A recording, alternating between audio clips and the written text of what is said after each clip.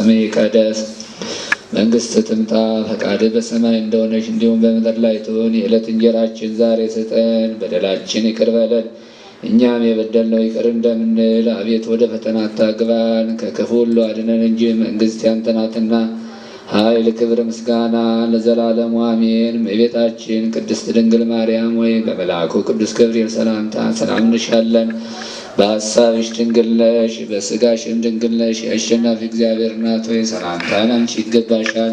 ከሴቶች ሁሉ ተለይተሽ አንቺ የተባረክሽ ነሽ፣ የማኅፀንሽ ፍሬ ቡሩክ ነው። ጸጋን የተሞላሽ ቅድስት ሆይ ደስ ይበልሽ፣ ልዑል እግዚአብሔር ከአንቺ ጋር ነውና ከተወደደው ልጅሽ ከጌታችን ከመድኃኒታችን ከኢየሱስ ክርስቶስ ይቅርታና ምሕረትን ለምኝልን፣ ኃጢአታችንን አስተስሪልን ለዘላለሙ አሜን። በእውቀት ባለ እውቀት በሰራነው ኃጢአት አምላካችን መድኃኒታችን ኢየሱስ ክርስቶስ ይቅር ይበለን። እግዚአብሔር ይፍታ።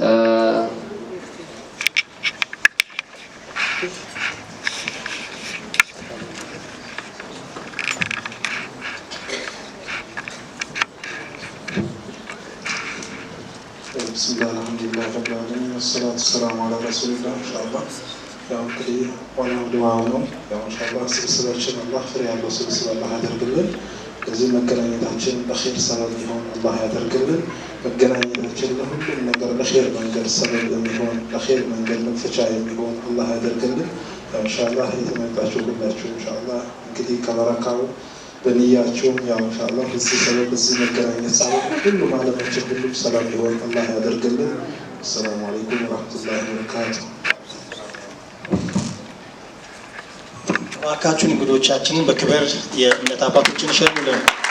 እናመሰግናለን። እንግዲህ የተቋሙ ትልቁ ስኬት የጀርባ አጥንት ጸሎት ነውና በየእምነት ተቋም ይህ ጸሎት ሄዳችሁ ምናልባት በደንብ የተኛ ለሆናችሁ ሰዎች ግልጽ የሆነ አካሄድ አለ። ሁሉም በየራሱ እምነት የሚጸልይበት ትልቅ ተቋም ነው። ከመረዳዳት ባህል ውጭ ሰዎች በእምነታቸው እንዲበረቱም እንዲጠነክሩም በአካል በአእምሮ በእምነት የጸኑ የሆኑ ዘንድ እየሰራ ያለ ትልቅ ተቋም ነው። ለመቄዶንያ በድጋሚ ክብር ስጡልን። እንግዲህ ከዚህ በማስከተል ደግሞ የመክፈቻ ንግግር የእንኳን ደህና መጣችሁ ፕሮግራሙን የሚከፍቱልን የዚሁ ተቋም የመቄዶንያ አረጋውያንና የአእምሮ ሕሙማን መርጃ ማዕከል መስራችና ባለቤት የሆኑት ዶክተር ቢኒያም በለጠን ወደ መድረክ በመጋበዝ የእንኳን ደህና መጣችሁ አጠር ያለ ንግግር እንዲያደርጉ እባካችሁን በክብር ጋብዙልን። ዶክተር ቢኒያም በለጠ የተቋሙ መስራችና ባለቤት የህዝብ ነው ብለዋል። እንኳን ደህና መጣችሁ ልናል። በጣም አመሰግናለሁ። የተከበራችሁ የሃይማኖት አባቶች፣ መቄዶንያ ተገልጋዮች፣ እንግዶቻችን እንደምን ዋላችሁ? ስለመጣችሁ በጣም እናመሰግናለን። እንግዲህ የዛሬው ፕሮግራም ዋና ዓላማ ምንድን ነው? የዛሬ ዓመት እንደምታስታውሱት በሰይፉ ፋንታሁን አማካኝነት ትልቅ ፕሮግራም ነበር፣ የገቢ ማሰባሰቢያ ላይቭ ፕሮግራም። እዛ ላይ ብዙዎቻችሁ የተገኛችሁ ያገለገላችሁ ናችሁ። እንግዲህ መቄዶንያ የሚል 8500 ከልብ እናመሰግናለን። በወቅቱ ድካማችሁ ከንቱ አልነበረም። በእናንተ ድካም ዛሬ መቄዶንያ ኦልሞስት ሌላ ድርጅት ሆኗል። በጣም ሰፊ ልዩነት አለ። ቅድም በረከት እንዳለው 44 የነበረው ወደ 56 ቅርንጫፎች ደርሰዋል። አንድ ቅርንጫፍ መክፈት ማለት በጣም ከባድ ነው። 12 ድርጅቶች ተከፍተዋል ብላችሁ ሰው ሪሞት ኤሪያ ድረስ ነው ያሉ ቅርንጫፎች በጣም እስከ ሩቅ ድረስ እስከ ሞያሌ፣ ቀብሪ ዳሃር፣ ደጋሃቡ የተለያዩ ቦታዎች በጣም ብዙ ቦታዎች ሰመራ፣ ወራቤ፣ አድዋ፣ አዲግራት፣ ኮንሶ የተለያዩ ሩቅ ድረስ በሁሉም ክልሎች ላይ ተከፍተዋል ማለት ነው። እና አንድ ድርጅት ሲከፈት በጣም ከባድ ነው። ቤት ያስፈልጋል፣ አልጋ ማሟላት፣ ፍራሽ ማሟላት ያስፈልጋል፣ የተለያዩ እቃዎች ያስፈልጋሉ ማለት ነው። እና 12 ድርጅቶች ተከፍተዋል ብላችሁ ሰሩት እና ድካማችሁ ጥሩ የደከማችሁበት ቦታ ትክክለኛ ቦታ ነበር ማለት ነው። እና ደስ ሊላችሁ ይገባል በእውነት።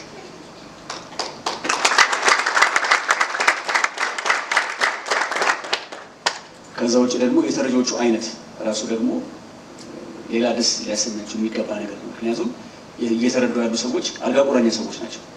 አንድ ሰው ራሱ ከባድ ነው። አልጋ ቁራኛ የሆነ ሰው ማለት ቶሎ ቶሎ ሐኪም ቤት የሚሄድ ዳይፐር የሚጠቀም ለአንድ ሰው 3-4 ሰው ረዳት ያስፈልገዋል። እና አንድ ሰው እንኳን ቀላል አይደለም ማለት ነው። በአሁኑ ሰዓት ከ3000 በላይ ዳይፐር ተጠቃሚ ሰዎች አሉ መቄዶንያ።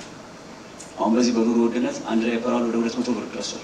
ስለዚህ አንድ ሰው ቢያንስ 2 ቢጠቀም በቀን 1.2 ሚሊዮን ብር ወጪ ያለው ማለት ነው። 3000 ሲባዛ በ2 6000 ዳይፐር በቀን 1.2 ሚሊዮን ብር ወጪ። ይህ በጣም ከባድ ነው። ምክንያቱም መቄዶንያ የሀገር ውስጥ ድጋፍ ብቻ የሚተዳደር ድርጅት ነው። የውጭ ፈንድ ቋሚ ገቢ የለውም፣ ንግድ የለውም። ከዳይፐሮች ይህን ያህል ማውጣት እና በአሁኑ ሰዓት ከ3 ሚሊዮን በላይ ነው የመቄዶንያ የአንድ ቀን ወጪው ማለት ነው። እና መቄዶንያ የሚረዳቸው ሰዎች ራሱ ድርጅቱ በነገራችን ላይ የተቋቋመው አልጋ ቁራኛ ሰዎች ለመርዳት የተቋቋመ ድርጅት ነው። ዋናው መቄዶንያ የተቋቋመበት ዓላማ ለዚህ ነው። ለምን ዛሬ 14 ዓመት መቄዶንያ ሲጀመር ምን አይነት ሰዎች እንርዳ ብለን በምናስብ ሰዓት ብዙ ያልተደገፉ ሰዎች ለቤተሰብ እንትን ስለሚከብድ ጸጋም ሰው ከሌለው እንደዚህ አይነት ሰዎች መርዳት ከባድ ስለሆነ ያን ክፍተት ታይቶ ነው የተጀመረው ራሱ። እና እንደዚህ አይነት ሰዎች ነው የሚገርማችሁ፣ ትናንት አልጋ ላይ የነበሩ ሰዎች ዛሬ እኔ ራሴ በጣም ማስታወሳቸው ማለት ነው። በቃ በሰው ሸክም የገቡ ሰዎች ዛሬ ግቢ ውስጥ ከኛ የተሻሉ ሰዎች ሆነዋል። ጽዳት ሰራተኛ ሆነዋል። አልጋ ላይ የነበሩ ሰዎች ተንከባካቢ ስራ ገብተዋል። ወጥ ቤት በየቢሮ ሁሉ ድረስ ይሄዳሉ እና በየክልሉ ኃላፊ የሆነ ሰው አለ ከመቄዶንያ ከአልጋ ቁራኛነት ተነስቶ ማለት ነው። እንግዲህ መጣችሁ ብታይ በጣም ነው የሚገርማችሁ። አሁን መሀመድ ብታውቁታላችሁ ብዙዎቻችሁ ከደብረ ዘይት እኔ ራሴ ያመጣሁት እና እዛ ላይ በቃ ደብረ ዘይት ላይ 2 ወር ሙሉ አንድ ቦታ ላይ ያስቀምጣል ሰው እዛው 2 ወር ሙሉ አንድ ቦታ መሆን ማለት ምን ያህል ከባድ ነው። እና ከዛ በኋላ መጣ ምን ምሳሌ በነገራችሁ ብዬ ከዛ ለአንድ ዓመት ያህል አልጋ ቁራኛ ሆነ ማለት ነው። ከአንድ ዓመት በኋላ ቀስ ብሎ መነሳት በዊልቸር መሄድ ዛሬ ስዕል ይሰራል። ከዛ አልፎ በጣም የሚገርመኝ ማንም ሳያዘው ማለት ነው እሱ ራሱ ተገልጋይ ነው፣ ግን ራሱ አንድ በሽተኛ የሚረዳ ሰው ማለት ነው። ይህ በጣም ይገርመኛል። በዊልቸር ይወስደዋል፣ ገላውን ያተዋል፣ ይከታተለዋል። ምን ይለው አንደኛ ስብዕናው ጥሩነቱ ይገርመኛል በጣም እና ከዛ ውጭ ደግሞ ሰው ወደ መርዳት መሄድ። ስለዚህ እነዚህ አልጋ ቁራኛ የነበሩ ሰው ዛሬ ብዙ ያገዙ ያሉት ማለት ነው። ስለዚህ የምታገዙት እንደዚህ አይነት ቦታ ነው ማለት ነው። ውጤታማ ቦታ ነው መቄዶንያ ማለት በእውነት ለመናገር እግዚአብሔር የሚሰራበት በረከት ያለበት ቦታ ማለት ነው። ስለዚህ ብላችሁ አስቡት እናንተ በቀን 3 ሚሊዮን ብር ማውጣት፣ ትልልቅ ግዙፍ ፕሮጀክቶች መስራት ኢንቪሊየንስ ማለት ነው። አዲስ አበባ ፎቅ እየሰራ ነው የምታሉት በየቦታው ቀብሪ ዳር ሌላ አሁን ያሉበት ሰዎች በተጨማሪ ሌላ እየሰራ ደጋውን 40 ምንጭ ቤት እየሰራ ነው። ላሊበላ በተለያዩ ቦታዎች ከ15 ቦታ ኮንስትራክሽኖች አሉ ማለት ነው። 8,500 መኖር ብቻ ሳይሆን የተለያዩ ኮንስትራክሽኖች በሀገር ውስጥ እርዳታ። ስለዚህ ይሄ ደግሞ በትንሽ ወጪ ማለት ነው የሚቀነስ 3% ነው አስተዳደራዊ ወጪ። ስለዚህ ሁሉ ማወራላችሁ ምንድነው ቀጣይም እንድታግዙ ማለት ነው። ድካማችሁ ከንቱ እንዳልነበረ ለመሬት ላይ እንደመዝራት ማለት ነው። በየቀኑ የሚሰፋል የሚያድግ አሁን በቀጣይ ወደ 200 ቦታዎች ለመጀመር ይቀዳል ከብዙ የክልል ከተማዎች መሬት ተቀበል።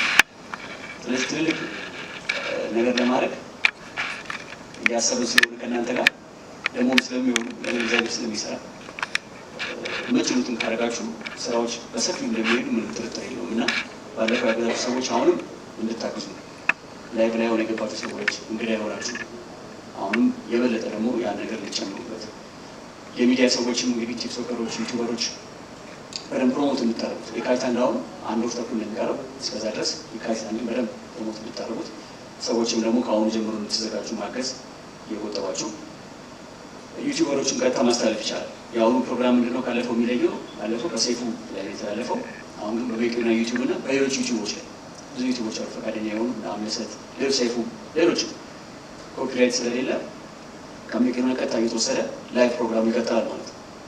ስለዚህ ዛሬ አሁን ፕሮግራም አለን አድርገናል። እዚህ የራት ፕሮግራም ተደረገልን። በዚህ አጋጣሚ ቤልቪው አቶ ወሰን ወንድማችን እዚህም አለ። እጅግ በጣም እናመሰግናለን።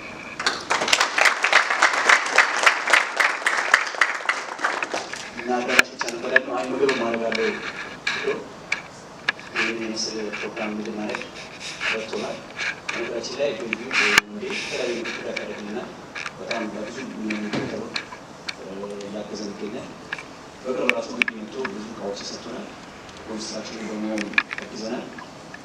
ስቱዲዮችን መሆን የቆቆምና ያለ ነው። እሱ ላይ ብዙ የሚከተሉ እቃዎችን ያፈርጎልናል እና ወንበሰን በጣም ያገዘና ያለው ሌሎችም እንግዲባት ሆቴሎች ባላቶች እንደዚህ ላይ ብዙ ለተሰው ለመርዳት ሌሎች ቃልና ምናለ ወንዴ በጣም ነው የምናመሰግነው።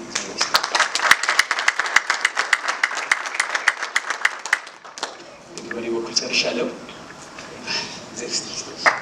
እባካችሁ ዶክተርን አቅርቡልኝ።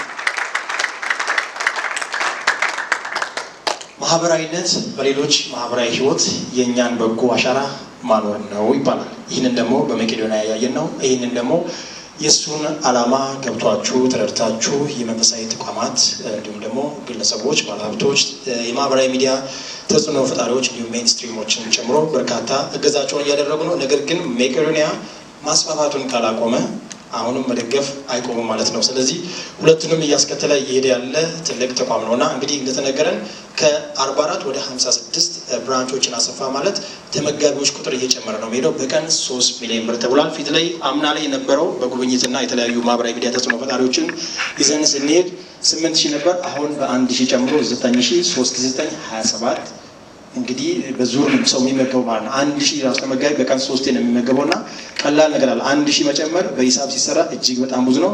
9,000 ይሆናል። 15ቱ ከማስፋፊያ ፕሮጀክት አሉት። ከ56ቱ ደግሞ 15ቱ በቀጥታ ማስፋፊያ ፕሮጀክታቸው ኢንቨስት ተደርጎባቸው እየተጀመረና የፊኒሽንግ ስራዎች ደግሞ እዚሁ አዲስ አበባ ባለው በዋናው ተቋም ላይ እየተከናወኑ የፊኒሽንግ እቃዎች ገብተው ግንባታው ኦልሬዲ ወደ ማለቅ እየተቃረበ ነው። ነገር ግን ቀጣይ ብራንቾችን ደግሞ አጠናክሮ ለመቀጠል መሰል ተግባራቶች ካልቀጠሉ መቄዶንያ አይቀጥልም ማለት ነው።